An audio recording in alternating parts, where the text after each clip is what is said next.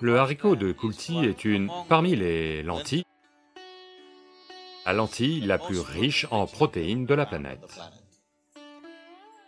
C'est très puissant. Donc c'est pour ça que les chevaux de course sont nourris avec cette graine que l'on appelle graine de cheval aujourd'hui. Sur le marché, ça s'appelle malheureusement graine de cheval, ça s'appelle kolu en tamoul et uruli dans d'autres langues, ou lavalu en telugu.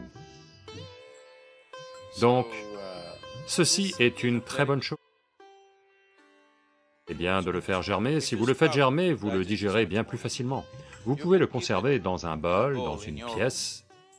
Prenez un torchon blanc, mettez-le dedans, faites-le tremper dans l'eau environ 6 à 8 heures, puis mettez-le dans un torchon noué et fermé. En 3 jours environ, il va germer. S'il est germé, vous pouvez juste le manger cru. Si le germe est sorti d'environ 1 cm de la graine, vous pouvez le manger cru. Ça demande de beaucoup le mâcher, vous le mâchez et le mangez. C'est très bon. Maintenant, cela va augmenter la chaleur dans le corps. Aujourd'hui, le soleil est haut, et disons qu'aujourd'hui vous buvez du kolu, ou mangez du kolu, et vous ressentez trop de chaleur. Alors vous devez l'équilibrer en mangeant des haricots mungo. Les haricots mungo germés vont refroidir le système. Oh, tout cela est si compliqué, est-ce que je ne peux pas juste manger mon repas? Je vous demande juste de le manger. Je ne vous demande pas d'accomplir un quelconque rituel. Mais actuellement, vous ne faites qu'accomplir le rituel de manger. Vous ne mangez pas comme un être humain devrait manger. Vous allez observer n'importe quel animal sauvage, il découpe, miam miam miam, il mange, mais il ne mange pas sans discernement, juste comme ça. Ils rejettent ce qu'ils ne veulent pas, ils mangent ce qu'ils veulent. Observez simplement un chevreuil tacheté. Vous pouvez le voir, il est en train de brouter. Regardez juste ce qu'il mange, ce qu'il ne mange pas. Il le sait, simplement, juste comme ça. Par la sensation, il sait quoi manger, quoi ne pas manger, pour aujourd'hui. Demain, il mangera peut-être une feuille qu'il ne mange pas aujourd'hui. Mais aujourd'hui, il sait quoi manger pour son corps et pour l'atmosphère autour de lui. Donc vous, aussi, devez développer cela un peu, parce que c'est une intelligence du corps. Donc, consommer ce haricot de Kulti va générer de la chaleur dans le corps. Si vous trouvez que ça crée trop de chaleur, comment savoir s'il y a trop de chaleur? Vous allez remarquer que vos yeux sont chauds, ou vous voulez uriner, c'est plein mais ça ne sort pas, cela fait mal. Ça veut dire qu'il y a un excès de chaleur. Si une telle chose a lieu, vous buvez juste du jus de courge cendré ou mangez des haricots mungo ou prenez de l'huile de ricin et l'appliquez sur, vous savez, dans le nombril ou anahata, le vishuddhi, à cet endroit, à ces 2 points derrière les oreilles. Si vous l'appliquez instantanément, en 5 minutes, le système va refroidir. Allez aux toilettes, tout va marcher sans effort. Donc, le corps doit être géré. Déjà en ce moment, il s'autogère. Mais si vous le gérez consciemment, il fonctionnera mieux. C'est aussi simple que ça. Si vous voulez utiliser ce système à un plus haut degré de performance, alors vous devez l'observer. D'une façon ou d'une autre, vivre et mourir, alors peu importe, mangez n'importe quoi. Vous savez, quelle importance. Même si vous mangez des ordures, vous vivrez. Mais manger avec attention et observer ce dont le corps a besoin va activer le corps de bien des façons. Une gestion consciente, pas en devenant un maniaque de la santé, en étant, vous savez, stressé par qu'est-ce que je mange, qu'est-ce que je fais, comment est-ce que je fais. Non, cela en soi est dommageable. Juste être conscient. Quelle quantité de quoi? De quoi le corps a-t-il besoin aujourd'hui? C'est cela que vous faites.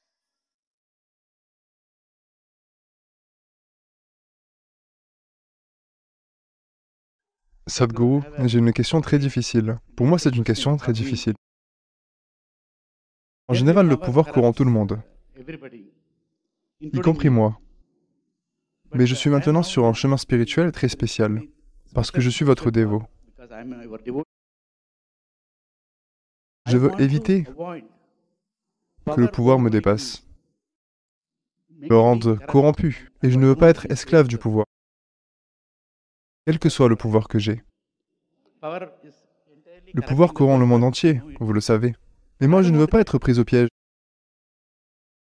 de cette folie. Pouvez-vous me conseiller, Sadhguru? Namaskaram, Sadhguru. Le pouvoir ne corrompt pas, qui que ce soit qu'il est. Les gens sont corrompus. Quand ils obtiennent du pouvoir, ça devient super visible. Quand ils sont quelque part, le microscope n'est pas sur eux, donc vous ne les voyez pas. Quand ils atteignent des positions de pouvoir, leur corruption trouve du volume. Elle s'exprime différemment. Mais quelqu'un qui n'est pas corrompu ne va pas devenir corrompu à cause de ci ou ça. Tout d'abord, comprenons ce qu'est la corruption. Dès l'instant, la définition fondamentale de la corruption, d'accord? Ensuite, j'en viendrai aux définitions politiques. La définition fondamentale de la corruption, c'est juste ceci. S'il y a ce qu'on appelle moi et qu'il y a ce qu'on appelle vous, la corruption a commencé. Parce que ce qui est moi est plus important que ce qui est vous, n'est-ce pas? Oui ou non? Une fois que moi apparaît, ce qui est à moi et ce qui n'est pas à moi va apparaître. Une fois que ça c'est à moi et ça ce n'est pas à moi apparaît, la corruption s'approfondit. Si vous devenez très attaché à ce qui est à moi et ce qui n'est pas à moi, alors elle est bien établie. Et ainsi de suite, ça continue. Donc, tout ce que j'ai essayé de faire toutes ces années, c'est de rendre la corruption galactique.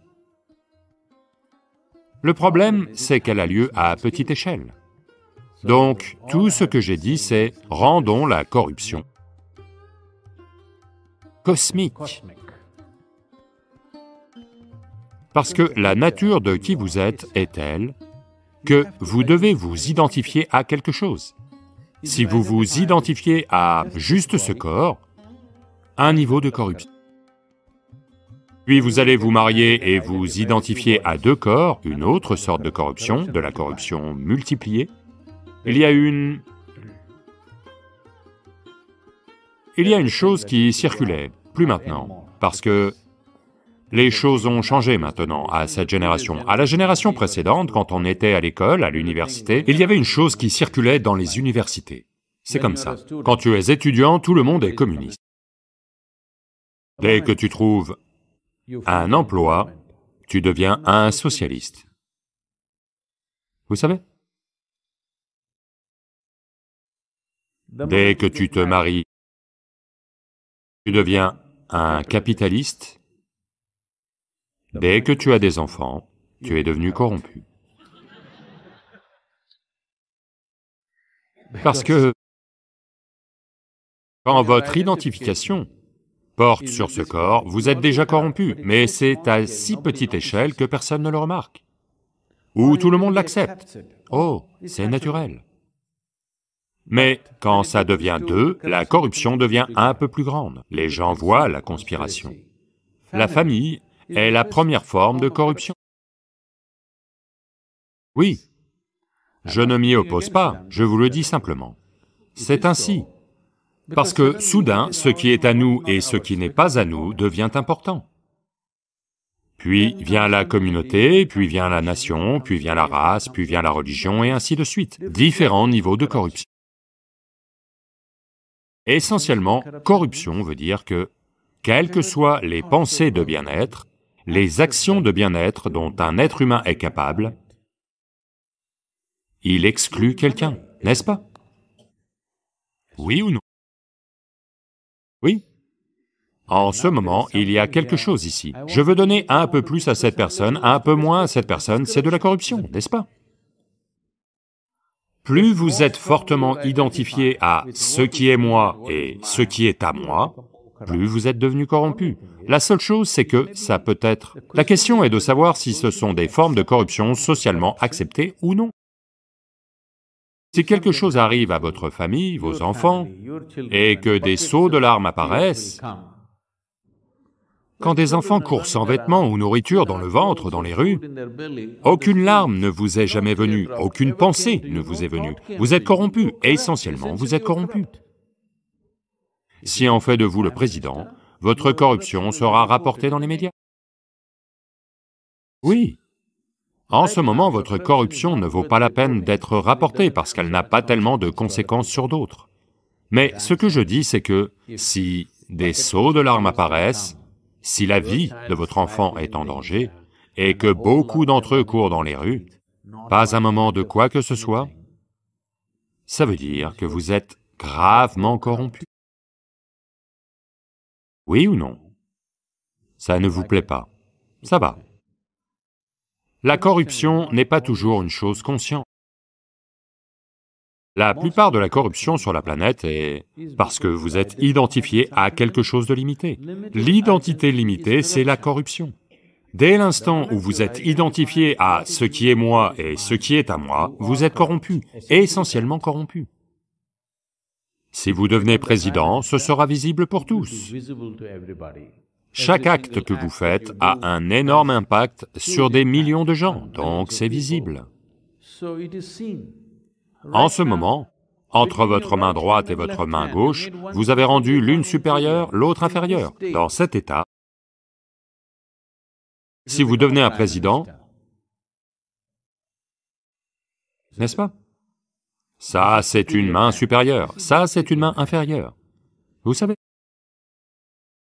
Donc, dans cet état, comment pouvez-vous ne pas être corrompu?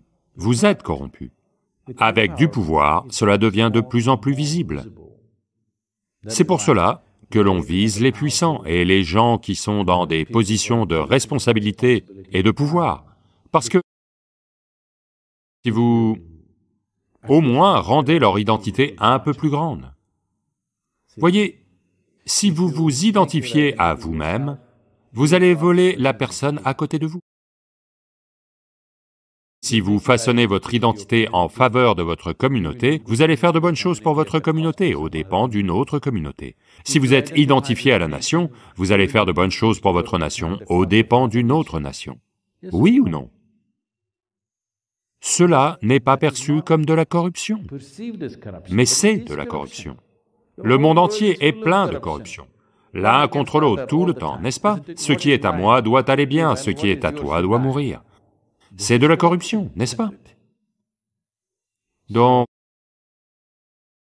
ce n'est pas que le pouvoir corrompt. Je ne sais pas qui a dit ça. Les gens sont corrompus. Avec le pouvoir, la corruption s'exprime. Avec le pouvoir, tout s'exprime. Si vous êtes intelligent, votre intelligence va s'exprimer. Si vous êtes aimant, si vous devenez puissant, votre amour va s'exprimer. Si vous êtes corrompu, votre corruption va s'exprimer, sans changer la qualité de base de qui vous êtes. Vous voulez corriger l'extérieur? Non. Il y a un arbre qui produit des fleurs, il y a un arbre qui produit des épines. Plus vous renforcez les deux, l'un va produire plus de fleurs, l'autre va produire plus d'épines. Donc, corrigeons notre pédigré d'abord comme il faut. Si vous corrigez d'abord votre pédigré, d'où est-ce que vous venez? Venez-vous de votre identité biologique? Ou êtes-vous, voulez-vous vivre ici avec votre identité divine? C'est le choix que vous avez. Si vous êtes identifié à la biologie de qui vous êtes, vous serez de toute façon corrompu. Comment pouvez-vous ne pas l'être? Parce que la biologie est un processus limité. Si vous êtes identifié à cela, tout à l'extérieur sera extérieur. Si vous êtes identifié au divin, quand vous dites « je suis un dévot », c'est ce que ça veut dire, que j'ai dissous toutes mes identités limitées et je ne suis identifié qu'à une seule chose. Si tel est le cas, vous devriez devenir le président du monde, et ce sera super, le monde sera bien. Ah, le bien-être de l'un aux dépens d'un autre. Le bien-être tel qu'il peut être pour toute vie sur cette planète. C'est là que vous n'êtes pas corrompu, n'est-ce pas?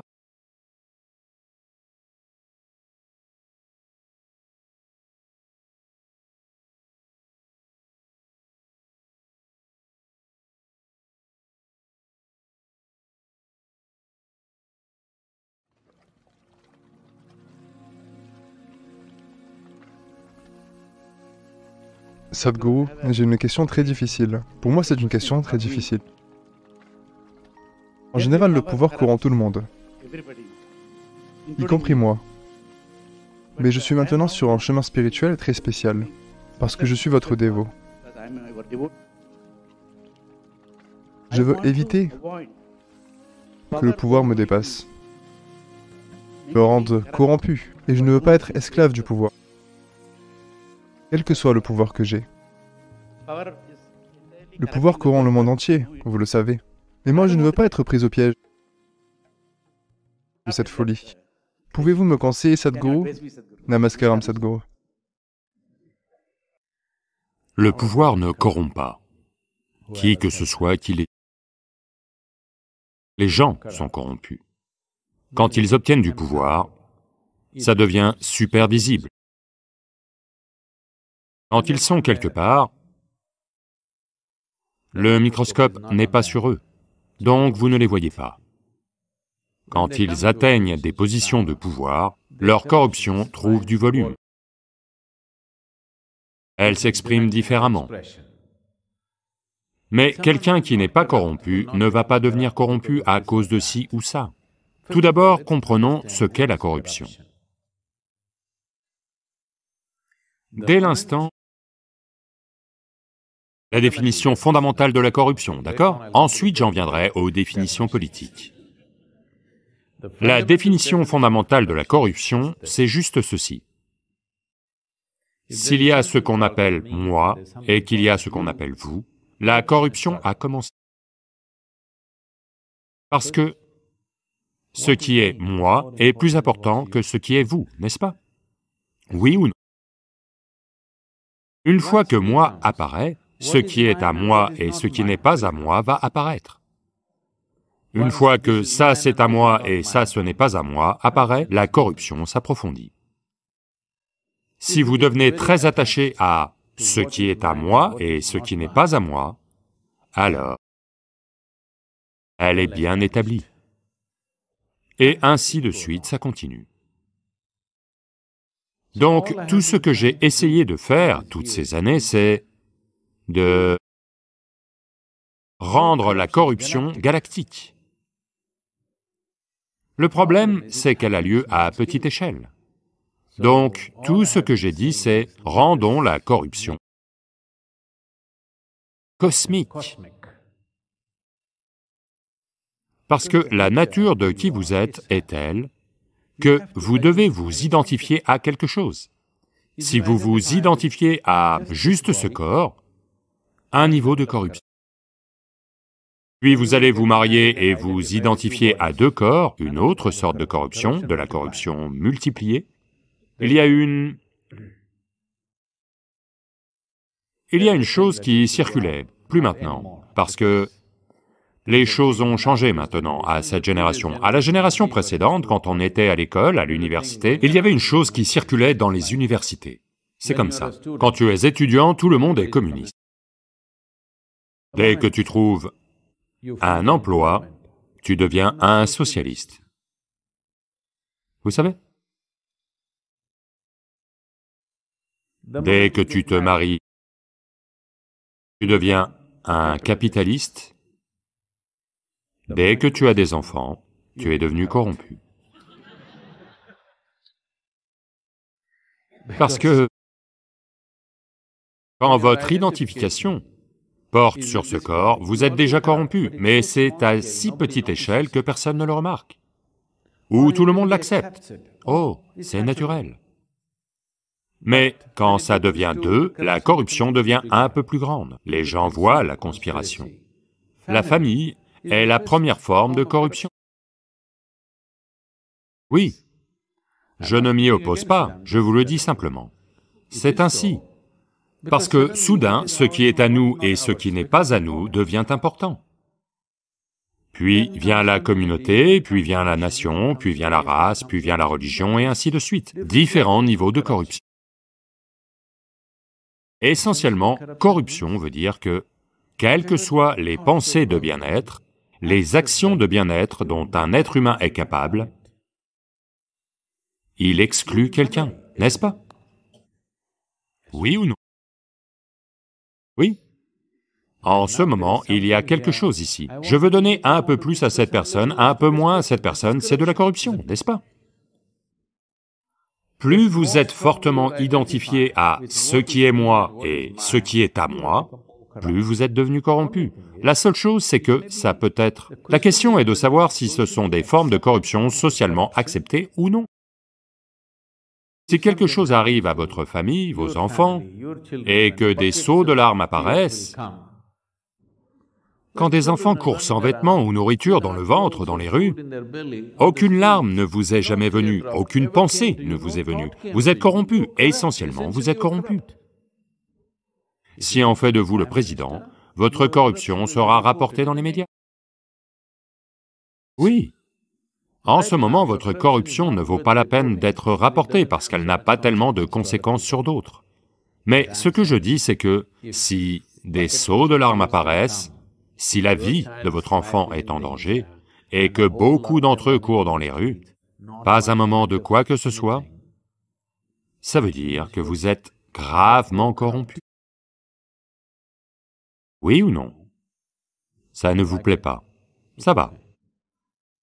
La corruption n'est pas toujours une chose consciente. La plupart de la corruption sur la planète est parce que vous êtes identifié à quelque chose de limité. L'identité limitée, c'est la corruption. Dès l'instant où vous êtes identifié à ce qui est moi et ce qui est à moi, vous êtes corrompu, essentiellement corrompu. Si vous devenez président, ce sera visible pour tous. Chaque acte que vous faites a un énorme impact sur des millions de gens, donc c'est visible. En ce moment, entre votre main droite et votre main gauche, vous avez rendu l'une supérieure, l'autre inférieure. Dans cet état, si vous devenez un président, n'est-ce pas? Ça, c'est une main supérieure, ça, c'est une main inférieure. Vous savez? Donc, dans cet état, comment pouvez-vous ne pas être corrompu? Vous êtes corrompu. Avec du pouvoir, cela devient de plus en plus visible. C'est pour cela que l'on vise les puissants et les gens qui sont dans des positions de responsabilité et de pouvoir. Parce que si vous, au moins, rendez leur identité un peu plus grande. Voyez, si vous vous identifiez à vous-même, vous allez voler la personne à côté de vous. Si vous façonnez votre identité en faveur de votre communauté, vous allez faire de bonnes choses pour votre communauté, aux dépens d'une autre communauté. Si vous êtes identifié à la nation, vous allez faire de bonnes choses pour votre nation, aux dépens d'une autre nation. Oui ou non? Cela n'est pas perçu comme de la corruption, mais c'est de la corruption. Le monde entier est plein de corruption. L'un contre l'autre, tout le temps, n'est-ce pas? Ce qui est à moi doit aller bien, ce qui est à toi doit mourir. C'est de la corruption, n'est-ce pas? Donc, ce n'est pas que le pouvoir corrompt. Je ne sais pas qui a dit ça. Les gens sont corrompus. Avec le pouvoir, la corruption s'exprime. Avec le pouvoir, tout s'exprime. Si vous êtes intelligent, votre intelligence va s'exprimer. Si vous êtes aimant, si vous devenez puissant, votre amour va s'exprimer. Si vous êtes corrompu, votre corruption va s'exprimer, sans changer la qualité de base de qui vous êtes. Vous voulez corriger l'extérieur? Non. Il y a un arbre qui produit des fleurs, il y a un arbre qui produit des épines. Plus vous renforcez les deux, l'un va produire plus de fleurs, l'autre va produire plus d'épines. Donc, corrigeons notre pédigré d'abord comme il faut. Si vous corrigez d'abord votre pédigré, d'où est-ce que vous venez? Venez-vous de votre identité biologique? Ou êtes-vous, voulez-vous vivre ici avec votre identité divine? C'est le choix que vous avez. Si vous êtes identifié à la biologie de qui vous êtes, vous serez de toute façon corrompu. Comment pouvez-vous ne pas l'être? Parce que la biologie est un processus limité. Si vous êtes identifié à cela, tout à l'extérieur sera extérieur. Si vous êtes identifié au divin, quand vous dites « je suis un dévot », c'est ce que ça veut dire, que j'ai dissous toutes mes identités limitées et je ne suis identifié qu'à une seule chose. Si tel est le cas, vous devriez devenir le président du monde, et ce sera super, le monde sera bien. Ah, le bien-être de l'un aux dépens d'un autre. Le bien-être tel qu'il peut être pour toute vie sur cette planète. C'est là que vous n'êtes pas corrompu, n'est-ce pas?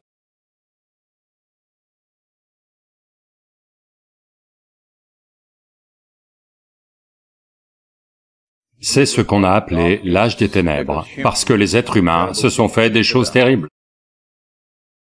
Le yuga dans lequel on est détermine la quantité de corps éthérique. Ils disent encore que c'est le Kali Yuga, parce que Krishna a dit que c'est le Kali Yuga. Mais la façon dont on crée la prochaine étape, ou la façon dont les prochaines générations vont vivre, est déterminée par nous. Eh bien, tout cela continue, que... Au moins sur les chaînes d'information, ils disent encore que c'est le Kali Yuga, parce que Krishna a dit que c'est le Kali Yuga. Quand? Il y a 5124 ans. Donc depuis, l'aspect cumulatif de Kali, qui dure 2592 ans, est fini. Et Dwapara dure aussi 2592 ans, cela va se terminer courant 2082, c'est-à-dire dans 58 ans. 58 ans. Presque 60 ans. Si vous vivez encore 60 ans, vous allez voir le Treta Yuga. Ça ne veut pas dire qu'en un jour, ça va devenir Treta. Voyez, quand on parle d'hiver, ça ne veut pas dire qu'un beau jour, c'est l'hiver. Ça arrive. L'été, ce n'est pas qu'un jour soudain c'est devenu l'été, ça arrive lentement. Donc ce qu'on appelle un yuga est une espèce de saison plus longue. Une saison de plus grande ampleur. Lors de ces saisons, en hiver, les arbres sont d'une certaine façon, les animaux sont d'une autre façon, au printemps ils sont d'une autre façon, en été ils sont d'une autre façon. De même, la vie sur cette planète est différente dans ces différents yugas, parce que c'est un super système de saisons. Donc Kali est une période où l'on est à l'extrémité du cycle elliptique. De ce fait, il y a de nombreuses façons d'aborder cela. Une chose importante, c'est que, voyez, parmi les 5 corps, ou les 5 couches de corps que nous portons, en particulier en ce qui concerne les êtres humains, le corps physique ou Annamaya Kosha, le corps mental ou Manomaya Kosha, le corps énergétique ou Pranamaya Kosha et Vijnanamaya Kosha ou le corps éthérique. La question c'est toujours, quelle quantité d'Amaya Kosha tu as, à quel point ton Annamaya Kosha domine, ou à quel point ton Manomaya Kosha domine, ou à quel point ton corps éthérique ou Vijnanamaya Kosha domine. Cela va déterminer ton fonctionnement. Donc ces saisons, d'une certaine manière, déterminent cela. On peut voir au cours des 4 saisons auxquelles on assiste, tout un... Dans ce pays, à 11 degrés de latitude, on ne les remarque peut-être pas tant que ça, mais elles existent. C'est seulement parce qu'ils les ont remarquées que le Tamil Nadu a Margazhi-Massam et Magha-Massam, et, vous savez, pardon, divers autres dans tout le pays. Tout le monde voit ce mois comme un mois de morosité, et donc les gens font des choses pour se dynamiser. Mais si vous allez dans les pays tempérés, les différences sont significatives entre l'hiver et le printemps, des différences phénoménales. Tu n'arrives pas à croire que tu es dans le même monde. Si tu y vas en hiver, tout donne l'impression que c'est la fin du monde. Le printemps arrive, boum, tout est de retour. Donc, au moins dans cette partie de l'hémisphère, dans la moitié nord de l'hémisphère, c'est comme ça. C'est l'inverse dans l'hémisphère sud, mais la même chose a lieu. Donc, de même, dans le supercycle aussi, la même chose a lieu. Mais en ce qui concerne les êtres humains, selon si c'est ton corps physique qui domine, ou corps mental qui domine, le corps énergétique qui domine, ou le corps éthérique qui domine, dépend aussi de la phase de ces cycles annuels réguliers dans une certaine mesure. Mais le super cycle détermine beaucoup plus. Le yuga dans lequel tu es détermine la quantité de corps éthérique. Ça ne veut pas dire que c'est un facteur déterminant de façon absolue. Ce n'est pas un absolu, c'est une influence. Vous pouvez être dans n'importe quel yuga et être fantastique. Vous pouvez être dans n'importe quel yuga et être une pagaille. Cette expérience de tout ça n'est pas une question d'être bon ou mauvais, ou d'être un... Les gens disent tout le temps... Vous voyez, dès l'instant où tu portes un jugement sur quelque chose, quelqu'un devient un pécheur et quelqu'un devient un saint. Comment est-ce que cela arrive? Tu établis des valeurs, si quelqu'un n'est pas à la hauteur, c'est un pécheur. Si quelqu'un est à la hauteur, c'est un saint.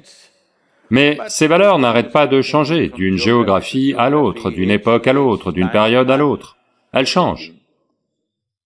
Ce n'est pas la chose importante. L'important, c'est de comprendre que lorsqu'on est assis ici, nous sommes qui nous sommes. Nous sommes une conséquence de ce qu'on fait en nous-mêmes.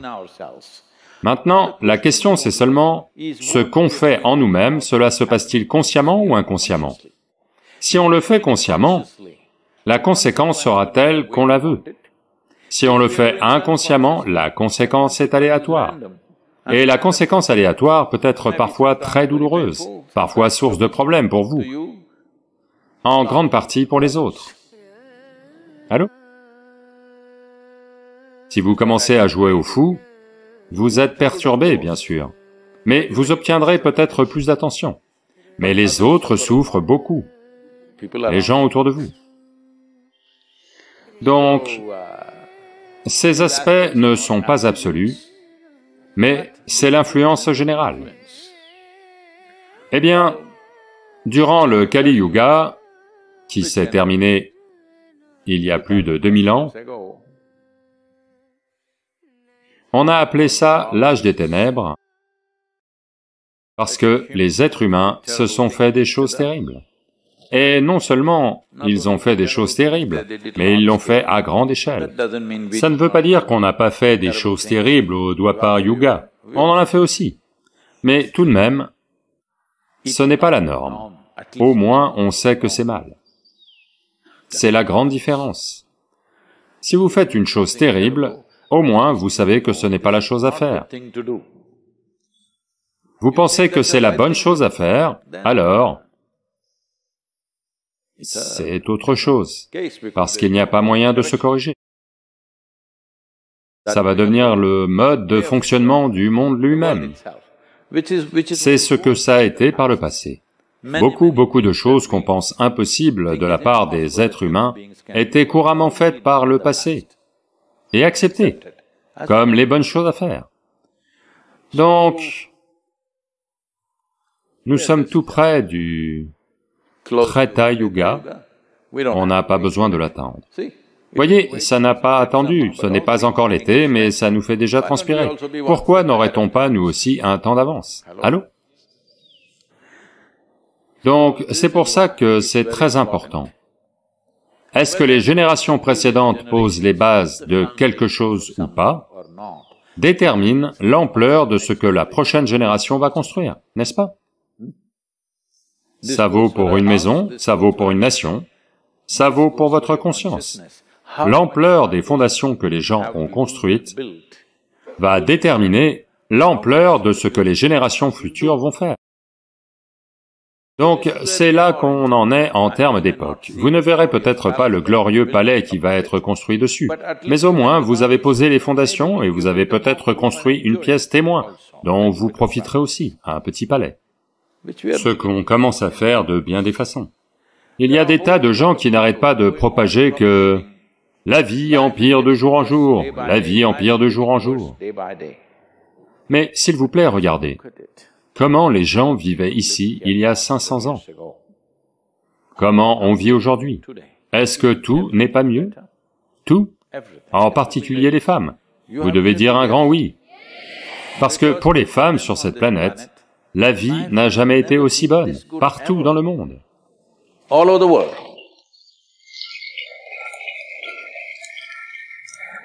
Donc, la façon dont on fait le prochain pas est entre nos mains. On est comme ça parce que quelqu'un a construit quelque chose de fondamental, donc on en est arrivé là. Mais comment on crée la prochaine étape, ou comment les prochaines générations vont vivre, est déterminé par nous. Donc à une époque comme celle-ci, quand je dis à une époque comme celle-ci, quand on passe d'un yuga à un autre, quand la saison passe de l'hiver au printemps, on doit être prêt à fleurir. Allô? À bien des égards, l'époque à laquelle on est très significative. Parce que, je ne le verrai peut-être pas, je ne le verrai pas, mais beaucoup d'entre vous, les jeunes, le verront, qu'on passe du Dwapara Yuga au Treta Yuga.